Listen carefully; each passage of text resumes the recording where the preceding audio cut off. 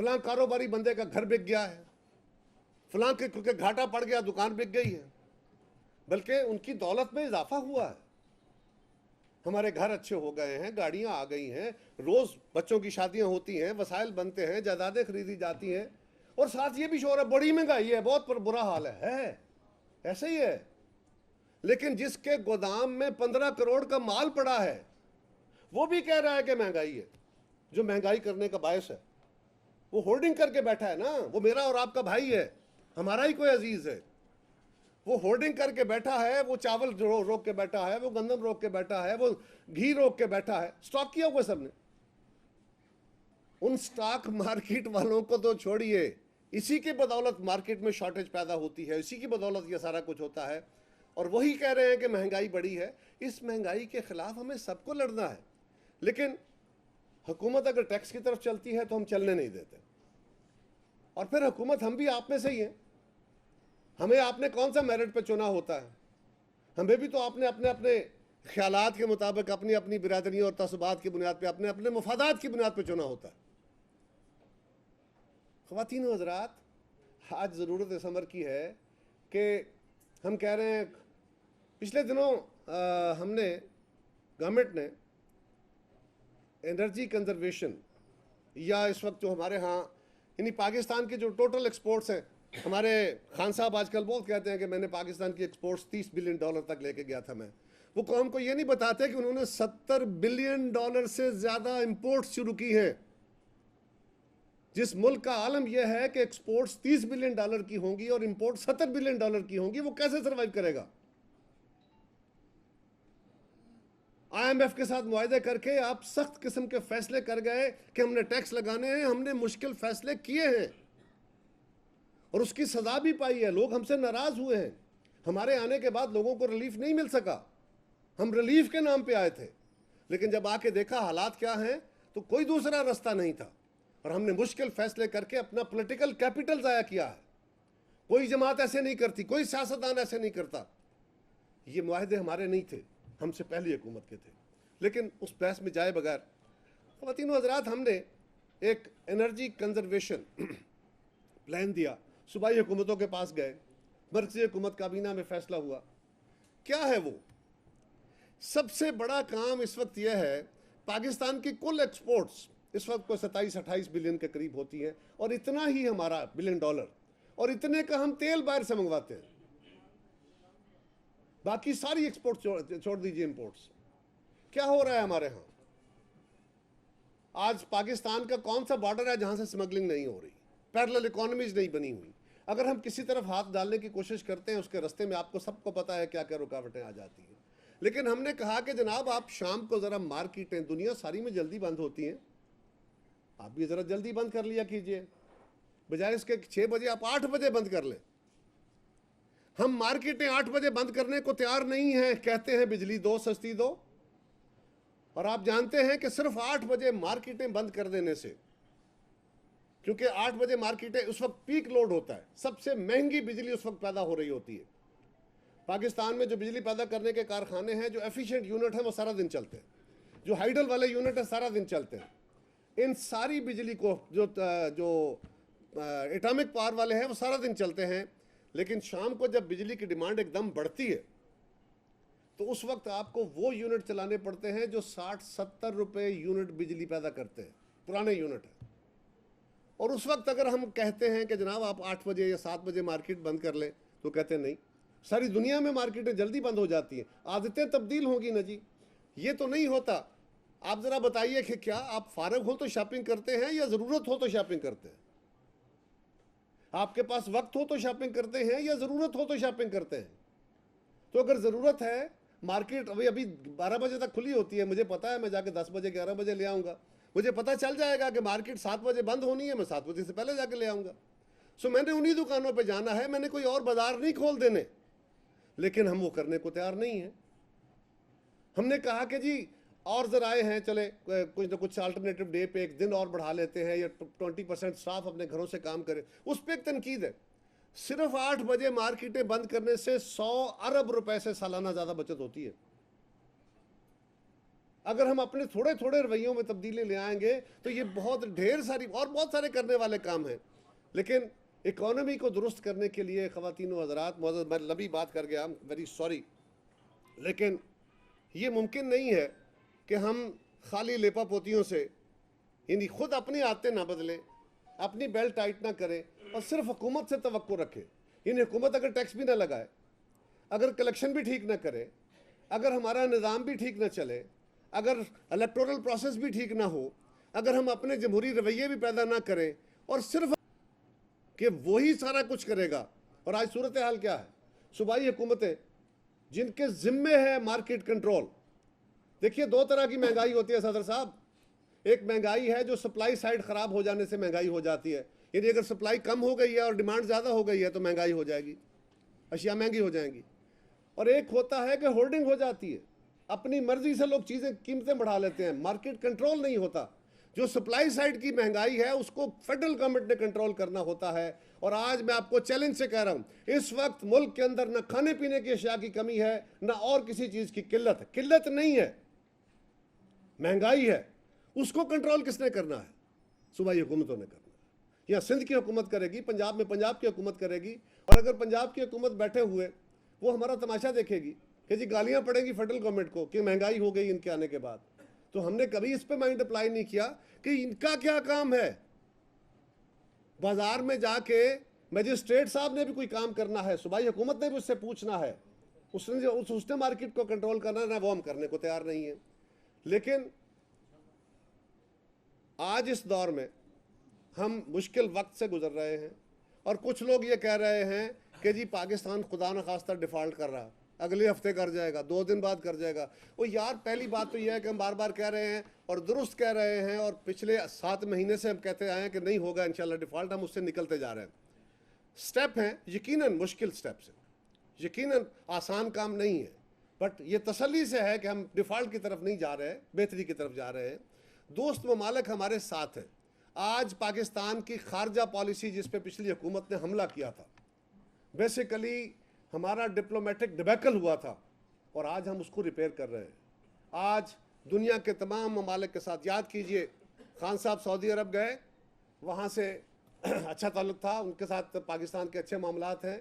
Saudi अरब ने इमदाद भी की, जहाज़ भी दिया कि आप जाएं पाकिस्तान का मुकदमा जाके अक़वाम आलम में लड़ें। अमेरिका गए, वहाँ जाके वो हरकत की कि सऊदियों ने अपना जहाज़ भी बुलवा लिया, तलक भी ख़राब कर लिया। वहाँ टर्की के साथ बात की कि मलेशिया में कॉन्फ्रेंस होनी चाहिए और मुसलमानों को उस पर खड़ा होना चाहिए। वापस आके उस कॉन्फ्रेंस से आप इनहराफ कर गए, टर्की को भी नाराज़ किया, मलेशिया को भी नाराज़ किया। हुकूमत में बैठे थे, सी पैक के ज़रिए चाइना पाकिस्तान में बहुत बड़ी इन्वेस्टमेंट कर रहा था, आपने चाइना को नाराज़ कर दिया, सी पैक के ऊपर मुखालफों के ऊपर पर्चे देने शुरू कर दिया, सी पैक को बैक बर्नर पर डाल दिया, चाइना नाराज़ हो गया। अरे भाई, अमेरिका का हमारे साथ अच्छा ताल्लुक नहीं था, आज भी अच्छा ताल्लुक नहीं है, बहुत अच्छे ताल्लुक नहीं है। वो एक और जहान का बंदा की ताकत है, उसके अपने मफादात हैं। लेकिन हमें खुदा वास्ते, हमें उसके सामने झुकने की ज़रूरत नहीं है, हमें कोई गदागरी नहीं है, हम कोई अपने अना के ऊपर समझौता करने वाले नहीं हैं। हम तो भुट्टो साहब के फॉलोअर हैं भाई।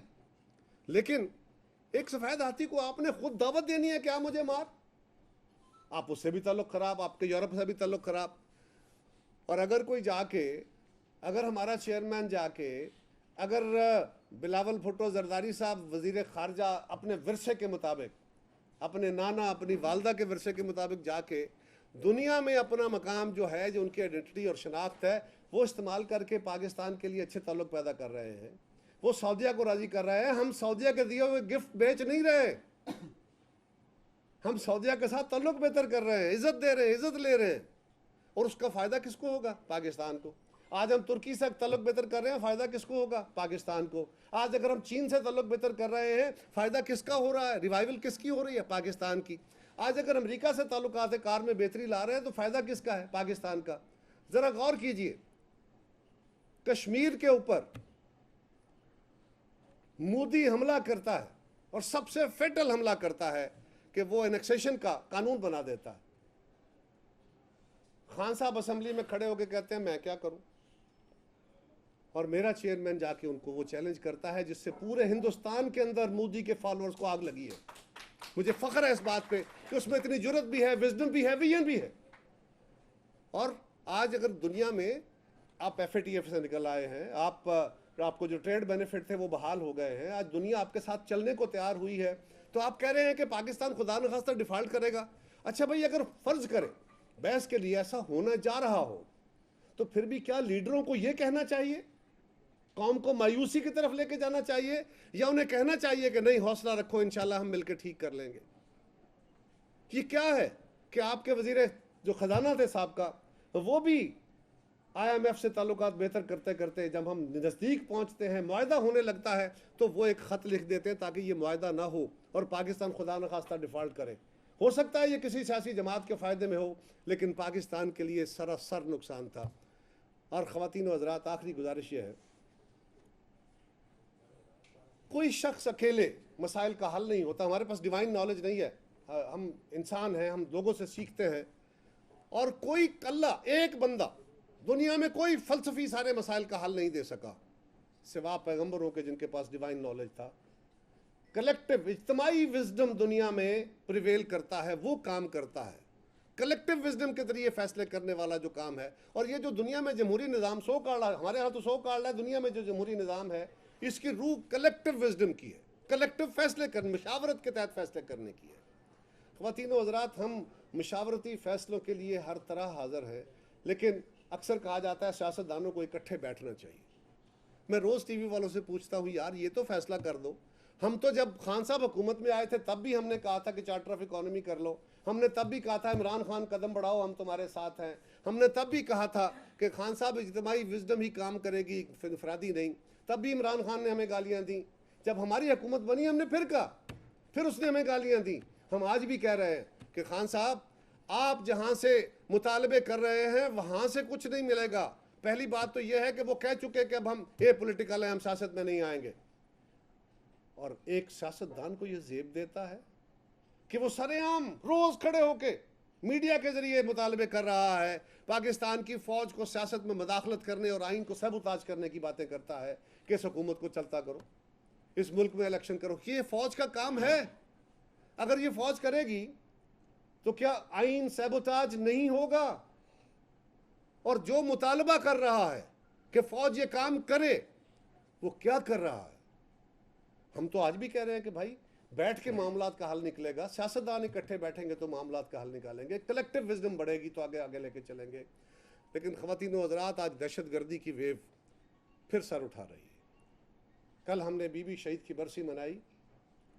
बीबी दहशतगर्दी का शिकार हुई, उनके कारकुन हुए, उनके भाई हुए, उनके साथी हुए, और ये इंतहा पसंदी से दहशतगर्दी का रवैया, ये सिर्फ दहशतगर्दों के यहाँ नहीं होता, ये हमारे इंसानी रवैयों और समाजी रवैयों में भी पाया जाता है। ये उसी की पैदावार है। आज हमें देखना होगा, और हम इसकी भरपूर अंदाज में मजम्मत करते हैं। हम हर दौर में इसके ख़िलाफ़ खड़े रहे।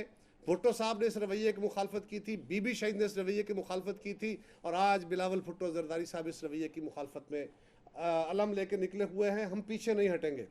लेकिन मुअज़्ज़ज़ ख़वातीन व हज़रात, ये देखने की ज़रूरत है कि जो फ़िक्र आज हम अपने मदारस में, जो फ़िक्र आज हम अपनी यूनिवर्सिटीज़ में, जो फ़िक्र जो चीज़ें आज हम पढ़ा रहे हैं, जिस फ़िक्र को हम तरवीज दे रहे हैं, क्या उस फ़िक्र के नतीजे में कोई जमहूरी इदारे पनपेंगे या अनारकी पनपेगी? अगर हम तालिबान को सपोर्ट कर रहे हैं, अगर हम पाकिस्तान के अंदर भी उन्हीं रवैयों, उन्हीं असरात और ख्यालात के हामिल लोगों के साथ चल रहे हैं, तो फिर हमें सोचना होगा कि वो मुअज़्ज़न, वो जो है लीडर, मजहबी लीडर, जो खड़े होके, और आज तो सियासी लीडर भी आजकल ऐसे ही कर रहे हैं, अगर कोई ये कहता है कि मैं एक मजहबी रियासत तश्कील दूंगा और जमहूरी रवैये के साथ चलूंगा, तो दुनिया में इससे बड़ी कोई कंट्राडिक्शन नहीं है। क्या एक मजहबी रियासत लोगों के मसाइल का हल है? अफ़गानिस्तान में बनी है, वहाँ हल हो गए हैं, और पाकिस्तान में उसके डांडे पड़ रहे हैं। हमें ये देखने की ज़रूरत है। आइए सब मिलके इस तरफ भी गौर करें। हुकूमत के भी हाथ आपने मजबूत करने हैं। यकीनन हमारे ज़िम्मे बहुत सारी जिम्मेदारियाँ हैं, हम अपने आप जिम्मेदारी ओन करके चले हैं। सो हम इसको ज़रूर निभाएंगे, हम आपको मायूस नहीं करेंगे। लेकिन आप, क्योंकि आपसे बहुत बातें की, मेरी कुछ बातें तल्ख भी होंगी, माफ़ कीजिएगा, लेकिन आप क्योंकि माशरे का बेहतरीन हिस्सा है, बेहतरीन दिमाग है, आपसे उतने ही बेहतरीन रवैये और उतनी ही बेहतरीन सपोर्ट की ज़रूरत है। और आप तो जानते ही हैं सदर साहब, हुकूमत कुछ काम करना शुरू करती है, आप एक फ़ैसले को कह रहे हैं। हम तो आज तक भुट्टो साहब के मुकदमे का इंतज़ार कर रहे हैं। आप तो ताकत वाले हैं ना, कोट पहना हुआ है, मैं ज़रा चेक वाला पहना हुआ हूँ, काला नहीं है, लेकिन आपको ये हक है और आपको ये इख्तियार और ताकत है। मुझे तो ये भी डर लगता है ना, मैंने ज़रा सारा लफ्ज़ गलत कहा तो तौहीन हो जाएगी। हालांकि तौहीन मेरे कहने से नहीं होगी, तौहीन लफ्ज़ों से नहीं होती, तौहीन उन फैसलों और रवैयों से होती है जो हमारी अदालतों के यहाँ अक्सर रहे। बहुत शुक्रिया।